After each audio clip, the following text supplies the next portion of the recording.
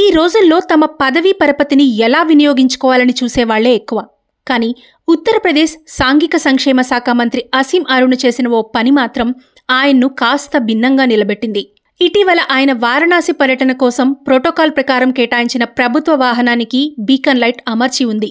వాస్తవానికి 2017లోనే ప్రభుత్వం బీకన్ లైట్ల వినియోగాన్ని నిషేధించింది.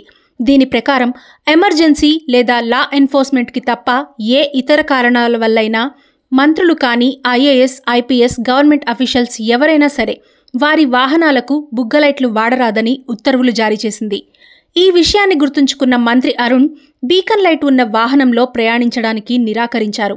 అంతేకాదు తన అధికారిక వాహనానికి జరిమానా విధించాలంటూ పోలీస్ కమిషనర్ను కోరారు.